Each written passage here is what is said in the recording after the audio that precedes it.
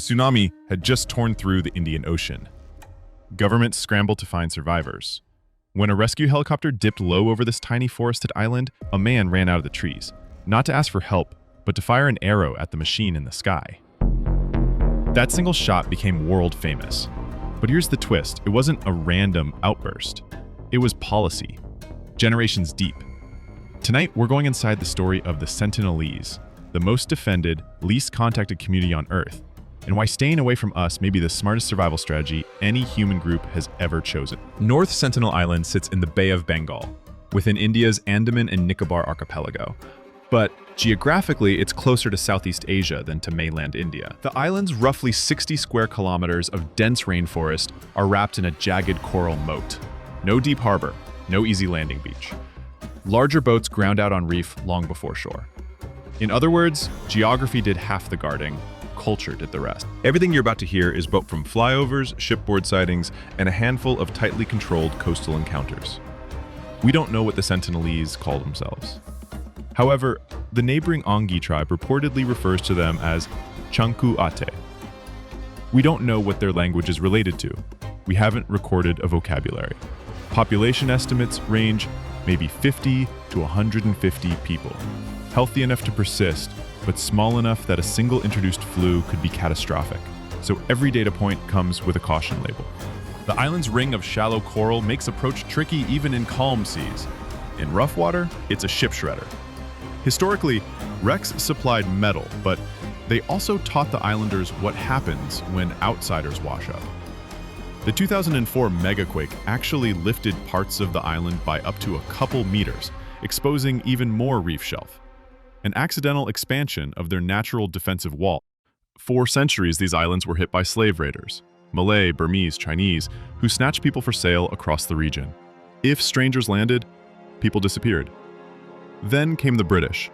In 1880, an officer named Maurice Vidal Portman landed on North Sentinel with an armed party. They grabbed an elderly couple and 4 children and hauled them to the colonial capital, Port Blair. The adults died quickly, almost certainly disease. The terrified children were returned with gifts. Imagine that memory echoing through a tiny community. Boats arrive, people taken, elders die.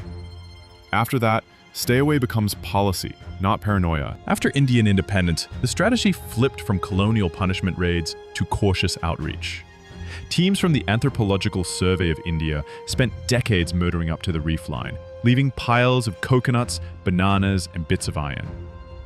Early visits in the 1970s, arrows. Film director hit. By the 1980s, a pattern emerged. The islanders let the boats come close, waited, then collected the loot once outsiders backed off. Not friendly, just risk managed. Then something astonishing. January 4th, 1991. A team including anthropologist Madhumala Chattopadhyay approaches. For the first time, Sentinelese come forward, unarmed, and take coconuts directly from the water. No arrows, no retreat. Weeks later, a man actually climbs into the boat to grab more. Boundaries still snap back fast, linger too long, and knives come out. But for a moment, the wall opened. It proves a crucial point. After the 2004 Indian Ocean tsunami, reconnaissance helicopters checking for survivors got the famous arrow greeting. Global media branded the tribe as fierce. Nuance gone. Policy reinforced. In 2006, 2 fishermen poaching crabs anchored illegally nearby. Their boat drifted ashore while they slept. They were killed. A recovery helicopter was driven off by arrows. The bodies stayed on the beach.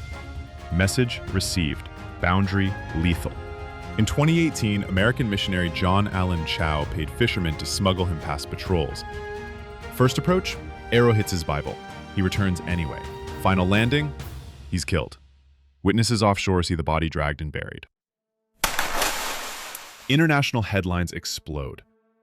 India reaffirms its no-contact stance. Around the world, one hard rule finally sticks. Leave the Sentinelese alone. From boats show small coastal camps and larger inland shelters. Some roofed communal structures with multiple hearths, plus light lean-tos for short trips. Bands move, not a single village. They hunt wild pigs and monitor lizards, gather forest foods. raid turtle nests, and shoot fish in the shallows with longbows. Shell middens, huge piles of roasted mollusks, suggest heavy use of the lagoon. Women wear fiber strings. Both sexes use shell or bark ornaments. One recorded group dance, women slapping their thighs in chorus. Outsiders killed on the beaches have been buried there, suggesting a ritual line between us and them. And no, there's zero credible evidence of cannibalism, despite old tabloid myths. In 1932, Bonington noted that the Sentinelese reportedly buried their infants within their huts, often under layers of shells, a detail offering a small but poignant look at their rituals. Media still calls them a Stone Age tribe. Wrong. They salvage iron from shipwrecks, cold forge it into arrow and tooltips, and mix it seamlessly into their existing toolkit. That's adaptation on their terms, not a culture frozen in time. As for fire, Sentinelese camps show clear signs of independent fireplaces and nighttime torchlight, but no one's ever witnessed them making fire. Their close relatives, the Andamanese, couldn't create fire either. Instead, they preserved embers, carrying smoldering logs between camps to keep the flame alive. It's likely the Sentinelese do the same, keeping fire going across generations without ever needing to spark it anew.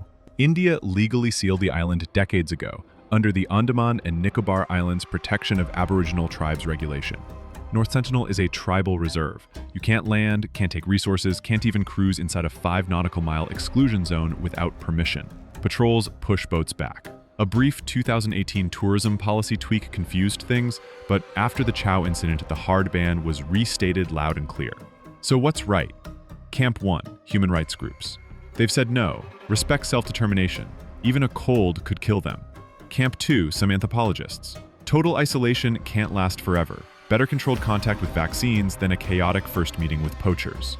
Camp 3, debate later, first secure their borders from intruders. Every side claims to act in the tribe's best interest. The one voice missing?